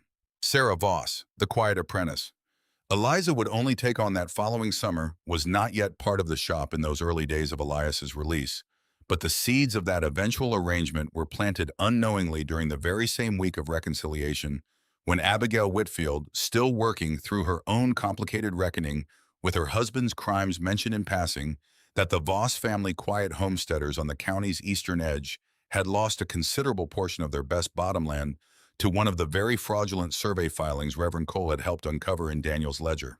"They'll get the land back now that the truth's out," Abigail said, "but it cost them a hard year they'll not easily recover from. The eldest daughter's been asking around town for piecework sewing, mostly anything to help make up the difference before the next planting season." Eliza thought of that conversation often in the weeks that followed, and it was in its own quiet way part of what convinced her when Sarah Voss finally appeared at her shop door some weeks later, hat in hand asking humbly after any work at all to offer her not piecework, but a proper apprenticeship. One more small thread among many of a town slowly mending itself, one honest kindness at a time in the wake of all the dishonest damage Daniel Hart's conspiracy had briefly threatened to make permanent. It was this more than the badge restored or the conspiracy exposed that Eliza would come to think of as the truest victory of that whole difficult season. Not merely that justice had eventually been done, but that the town itself had proven under the worst possible pressure considerably more decent than its worst moments of division had suggested it might be. Cheyenne had wavered, had let itself be turned for a time against an honest man by a dishonest one's easy charm, but it had not broken, and in the mending that followed, something in its character had grown sturdier for having been tested at all. Elias asked her properly in the end on a warm evening in early June, in the same dress shop where so much of their careful, unspoken courtship had unfolded. No grand gesture, no rehearsed speech, only Elias standing amid her half-finished patterns, with his hat in his hands, the way he had held it that very first day on the train platform, and a small ring plain gold that had belonged, he told her, to his mother. "I know a ring can't undo how this began," he said. I know you crossed a continent for a promise that turned out to belong to the wrong brother. And I've no wish to pretend the last year hasn't held its share of grief alongside whatever's grown between us. But I love you, Eliza Kane, not as any kind of substitute for what you thought you were coming here to find, but entirely completely for exactly who you are and exactly who you've become in this town since the day you arrived. Will you marry me? Not the Marshal's badge, not my brother's shadow.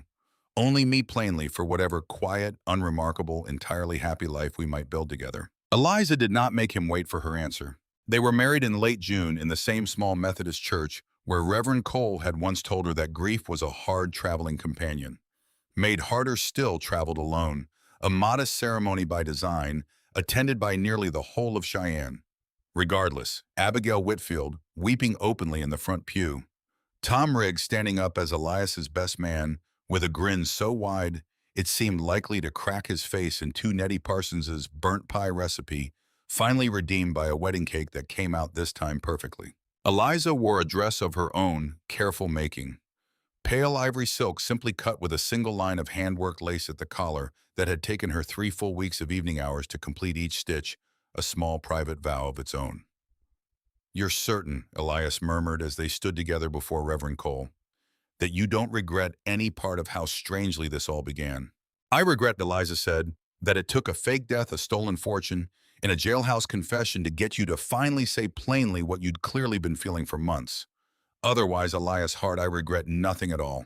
Reverend Cole, presiding with visible satisfaction over a wedding he had, by his own later admission, been quietly hoping to perform since roughly the previous November, pronounced them husband and wife to a chorus of genuine, unguarded cheering that seemed to shake the whole small church.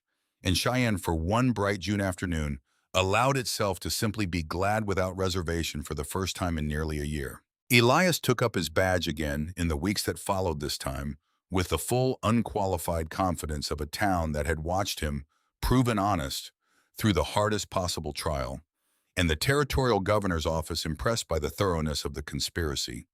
His efforts had helped expose made his appointment as Cheyenne's permanent marshal official, rather than merely provisional, a formality that struck Elias himself when the letter arrived as almost unnecessary. He had, in every way that mattered, already earned the town's trust the hard way, through 6 months of grief and false accusation, borne with a patience his brother had never once possessed. The dress shop grew too in that gentle summer, Eliza taking on, at Abigail Whitfield's enthusiastic insistence, a young apprentice seamstress from among the ranch families, a quiet, careful girl named Sarah Voss, who reminded Eliza in flashes of her own younger self, arriving somewhere new with nothing but a trunk and cautious hope. It seemed for a season that Cheyenne's long ordeal had finally reached its proper ending. A wedding, a restored badge, a town knit back together, a conspiracy exposed, and its architects, save one, brought fully to account. Then in late August, the attorney arrived from St. Louis. His name was Mr. Ezra Holloway, a spare, precise man with ink-stained fingers and the particular gravity of someone who has spent a career delivering news that changes lives. And he came to the Hart household, a modest but comfortable house on the edge of town that Elias had bought with the last of his savings, the same house where Eliza had begun that very summer planting the garden. Daniel's letters had once promised her, carrying a single sealed case, worn leather, initialed D.H. "I represented your brother's affairs some years back," Holloway explained, seated stiffly in the Hart's modest parlor with tea going cold before him, "in a minor property matter long before any of the trouble your town has since endured. He retained me at the time to hold certain personal effects in trust to be delivered to specific parties under specific conditions. I received word 3 weeks ago through channels I am not at liberty to fully disclose that those conditions have now been met and that I was to deliver this case to you both together without delay." "Conditions," Elias repeated carefully. "What conditions precisely?" Holloway's expression, already grave, grew graver still. "The condition, Marshal Hart, was your brother's death. I am given to understand, though I have not personally confirmed it, and the manner of confirmation given to me was, I confess, somewhat irregular, that Daniel Hart succumbed to injuries sustained during his flight into the mountains this past spring, and that his body was recovered and quietly interred by parties who wished to avoid further scandal to this town. I was instructed to wait 3 months past that date before making delivery in case any further legal complications arose. None have, and so I have come." Eliza felt Elias's hand find hers on the settee between them. gripping tight, and understood he was bracing himself for whatever the worn leather case might contain. Inside, beneath a scattering of minor personal effects, a pocket watch, a folded photograph of their mother, a handful of coins from towns whose names meant nothing to either of them, lay a single sealed letter addressed in handwriting that made Eliza's breath catch the same careful, familiar hand she had spent 3 years learning to love. The hand she had believed until 5 months ago in a jailhouse cell belonged entirely and only to Daniel. Elias broke the seal himself, his hands unsteady, and read it aloud, his voice roughening further with every line. My dear brother and Eliza, if you are both reading this together, as I hope you are, by the time this reaches you, I expect I will finally be beyond whatever reckoning this life still owed me one way or another.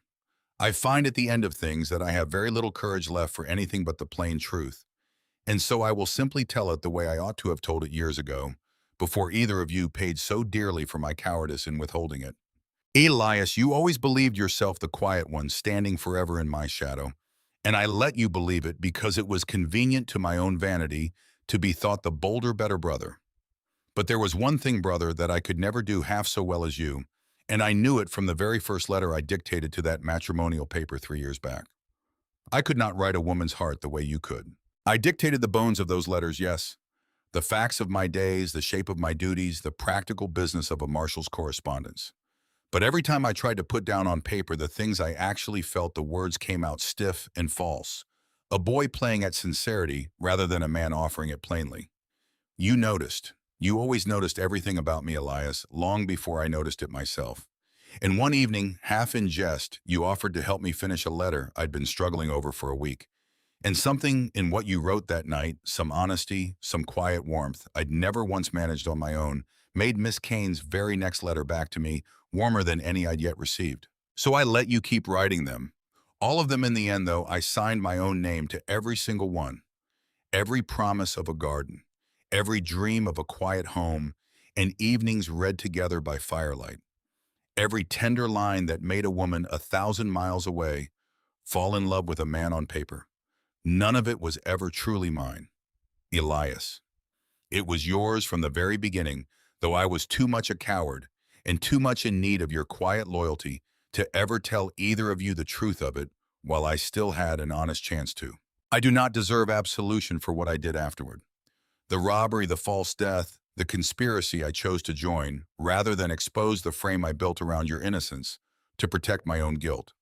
Those sins are entirely mine, and I do not ask either of you to soften them on account of this one small better truth I am finally confessing. But I find at the end that I cannot let you go on believing you fell in love with a stranger's careful lie, Eliza, when in fact you fell in love from the very first letter with exactly the man standing beside you, now reading these words aloud in whatever room you have chosen to build your life together. Fate, it seems, was considerably wiser about the two of you than I ever was about myself. Take care of each other. Build the garden. Read to each other by the fire every single evening you're given the chance to. I find, strange as it may sound coming from a man who threw away every honest chance he was ever given, that I am glad, genuinely, finally glad that someone in this family found the ending. I never had the courage to build for myself. Your brother, in whatever remains of that word's meaning, after everything I've done, Daniel. Elias's voice had gone entirely rough by the letter's final lines, and when he finished, he sat for a long moment, simply staring at his brother's familiar handwriting, an expression on his face that held equal parts grief and something that might eventually, with time, become a kind of peace. He knew, Eliza said softly, reaching to take the letter gently from his shaking hands. Reading the words again, herself feeling the whole shape of the last year rearrange itself one final time around this quiet, devastating confession.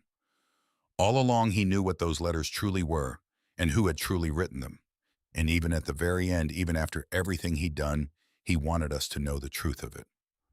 It doesn't excuse him, Elias said low. No, Eliza agreed. It doesn't excuse a single thing he did afterward. But it does mean, Elias, that every single moment I believed myself falling in love with your brother, through those letters, I was in fact already falling in love with you from 3 years and 1,000 miles away, long before I ever stepped off that train and saw your face for the first time. Fate found its way to the right brother from the very beginning. It only took the rest of us considerably longer to catch up to what it had already decided. Elias drew her close, And for a long, quiet moment, neither of them spoke at all, only held each other in the gathering summer dusk, the sealed letter resting on the settee beside them, the whole strange, sorrowful, ultimately redemptive shape of the past year, finally settling into something like rest. It was 3 days later on an ordinary Tuesday morning, bright with high summer sun, that the second telegram arrived delivered to the Marshal's office by a boy who had no idea handing it over that he carried anything more significant than routine territorial correspondence. Elias read it standing at his own desk, and Eliza, who had come by that morning with lunch in a covered basket, watched his face go carefully, deliberately, still in a way she had learned over the past year to recognize as the particular stillness of a man absorbing news too large to react to properly all at once. "What is it?" she asked. Elias handed her the telegram without a word. Territorial Marshal's Office. Amarillo, Texas. Stagecoach robbery reported 3 days past near Canadian River crossing. Lone gunman description as follows: tall, dark-haired, distinctive old injury to left arm, voice and manner, noted by witnesses as unusually refined for a road agent. No further leads at present. Advising all territorial offices per standing procedure. Eliza read it twice, feeling the warm summer morning tilt very slightly beneath her, the same way the ground had seemed to tilt on the train platform nearly a year ago, when a man wearing Daniel's exact face had told her gently that the man she'd crossed a continent to marry was already dead. A distinctive old injury to the left arm. The same arm she remembered with a chill that had nothing to do with the bright summer weather that a ranch hand had once described as held awkwardly against a wounded rider's side, fleeing hard into the Laramie foothills the previous spring. "The attorney said he'd received word of Daniel's death," Eliza said slowly. "He said the confirmation was irregular. He never said he'd seen a body, Elias, only that he'd been told through channels he wasn't at liberty to disclose that certain conditions had been met. A man capable of faking his own death once," Elias said quietly, setting the telegram down with the hands that were this time entirely steady, "is a man capable of arranging a second more convincing performance of the very same trick, especially if he suspected we might eventually discover the letter's true authorship and wished to remove himself entirely from any further reckoning before that particular truth ever reached us." Outside the Marshal's office window, Cheyenne carried on its ordinary summer business, entirely unaware that the story it had believed finally fully concluded might yet hold one final unwritten chapter. A chapter that might begin, or might already have begun, somewhere far south along a dusty Texas river crossing where a tall, refined stranger with an old injury to his arm had ridden away into territory even the most determined territorial marshals had not yet learned to search. Eliza looked at her husband and found in his face the same steady, quiet courage that had first drawn her to him across a shop counter full of pins and unfinished dresses nearly a year before a man who had already survived one impossible reckoning with his brother's ghost, and who would she understood, with complete and unshakable certainty, survive whatever reckoning still remained whenever it finally arrived. Because that was simply the kind of man fate had in the end so carefully and so patiently arranged for her to find. "Whatever comes next," she said, taking his hand, "we'll face it exactly the way we've faced everything else this past year. Together." And somewhere south beneath a hot Texas sun, in a town that had not yet learned to fear the name Daniel Hart, a tall stranger with an old wound in his arm tipped his hat to a young woman at a stagecoach depot and smiled the same easy, dangerous smile that had once briefly convinced an entire town in Wyoming territory to disbelieve an honest man already. It seemed beginning the careful, patient work of writing himself into somebody else's unsuspecting story all over again. In the weeks between the wedding and Holloway's arrival, there had been a stretch of ordinary happiness, so complete that Eliza would return to it often in memory afterward, treasuring it all the more once she understood how fragile even the most settled peace could prove to be. There was the garden first, a modest plot behind the little house on the edge of town, turned by Elias's own hands on the first free Saturday after their wedding, while Eliza stood on the back step, directing him with the particular authority of a woman who had never once grown a vegetable in her life, but had read enough of Daniel's old letters to know with great confidence exactly what a proper garden ought to contain. "Beans there," she called, pointing, "and squash along the fence where they can climb. And I should like sweet peas by the door for no reason except that they're pretty. And I've decided I'm entitled to a few things in this life that serve no practical purpose whatsoever." "Yes, ma'am," Elias said, grinning up at her from where he knelt in the dark. turned earth sweat already damping his shirt despite the mild morning looking. Eliza thought more purely content than she had ever yet seen him. No badge, no careful watchfulness, only a man on his knees in his own garden, building with his own two hands the very promise his brother's letters had once made in his stead. There were the evenings, too, exactly as those letters had promised Elias, reading aloud by the fire, from whatever book Reverend Cole had most recently lent him, his voice low and unhurried in a way that made even dry sermons on patience sound in his mouth like something worth hearing twice. Eliza would sew beside him some evenings, a shirt for him, or a small dress for whichever ranch family's newest daughter needed christening clothes. And other evenings, she would simply sit her head against his shoulder, listening, feeling the whole shape of the peaceful, unremarkable life she had once feared she'd never find settle warm and solid around her like a well-made coat. Tom Riggs came to supper most Sundays, still restored fully to his badge, and clearly delighted by it, and brought with him, more often than not, some new piece of town gossip delivered with such cheerful lack of subtlety that Eliza had long since given up pretending to be scandalized by it. Abigail Whitfield called twice weekly, ostensibly, for fittings actually, for the easy, undemanding companionship of a friendship that had been forged unexpectedly in the middle of the worst crisis either woman had yet weathered. "I never thought," Abigail said one such afternoon, watching Eliza's needle move through a hem with the same steady patience it always had, "that I'd count a mail-order bride among my dearest friends before her first full year in this territory was through. Cheyenne is a stranger and better place for having kept you, Eliza Hart." "I nearly didn't stay," Eliza admitted. "That first week I fully intended to take the eastbound train and never look back." "What changed your mind?" Eliza considered the question seriously, the way she considered most things Abigail asked her, because Abigail rarely asked idle questions. "I think," she said slowly, "I simply couldn't make myself believe that a town capable of producing a man like Elias Hart, quiet, honest, patient enough to spend a lifetime standing in someone else's shadow without ever once losing his own decency for, it could possibly be as empty a prospect as my grief that first week was telling me it was. I stayed to see if I was right about that. I'm glad every single day since that I was." It was, Eliza thought, the truest thing she had yet said about her whole strange, sorrowful, ultimately redemptive year in Cheyenne, that she had come west chasing a stranger's careful words on paper, and had found instead, waiting quietly behind those words all along, a living man worth every mile of the journey it had taken her to reach him.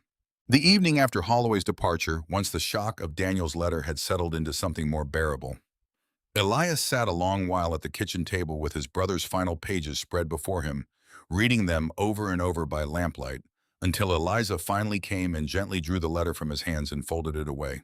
"You don't have to make peace with all of it tonight," she said. "Grief doesn't work on a schedule that convenient, Elias. You buried him once already and grieved him honestly. Whatever this letter changes, it doesn't undo the year you already spent mourning a brother you believe gone. You're allowed to simply feel whatever you feel about it for as long as it takes to feel it properly." "I keep thinking," Elias said, "about all the years before any of this happened. All the small moments I noticed him struggling to say something, plainly and simply did it for him. Because it was easier, because I told myself I didn't mind standing quietly to one side, while he took the credit for whatever came easiest to me. I wonder now how much of what happened afterward, the robbery, the lies, all of it grew out of a lifetime of letting him believe he needed to perform a boldness he never actually possessed, rather than simply be the quieter, more careful man he might have been happier being all along." "You cannot carry his choices for him, Elias. Not the good ones and not the terrible ones either. He made his own bed brother's shadow, or no brother's shadow, the same as every grown man eventually must. Whatever kindness you did him all those years writing letters and covering for his rough edges, that kindness is entirely separately yours. It doesn't owe an accounting for what he built out of it afterward, any more than a candle owes an accounting for the shadows a man chooses to hide inside its light." Elias was quiet a long moment, turning her words over, the way he turned over most things, carefully, thoroughly, giving them the full weight of his considered attention before answering. "You have a gift," he said finally, "for saying the exact true thing I most need to hear at the exact moment I most need to hear it. I don't know that I've properly thanked you yet this past year for that particular gift." "You thank me every evening," Eliza said, reading aloud by the fire in a voice I now understand I fell in love with 3 years before I ever heard it spoken. I think that's thanks enough for any woman Elias Hart. I think that's rather more than most women are ever lucky enough to receive. The Texas Telegram, when it came 3 days later, did not undo the peace they had built. Eliza understood this clearly, even in the first cold shock of reading it, understood that whatever uncertain chapters still remained unwritten in Daniel's story, it belonged to Daniel alone.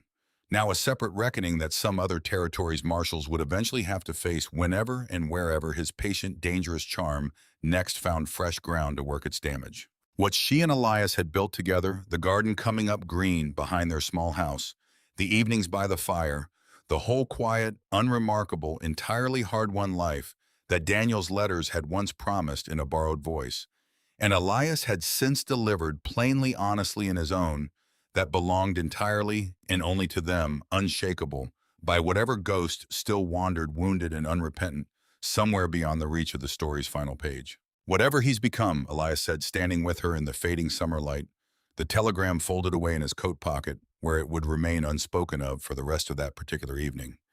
"He doesn't get to write the ending to this part of the story, Eliza. That part, I think, already belongs to us." "Then let's go inside," Eliza said, taking his arm, "and read something by the fire and let tomorrow's reckoning wait for tomorrow, the way every good and patient thing in this life has always eventually taught us it must." They went in together, the door closing soft behind them against the gathering dusk. And if some further chapter still waited somewhere south along a dusty river crossing to disturb the hard-won peace they had built, well, that was a story for another telling, on another night when the fire had burned low and the whole wide unfinished territory beyond their small garden fence still held, as it always had and always would, one more secret yet to give up.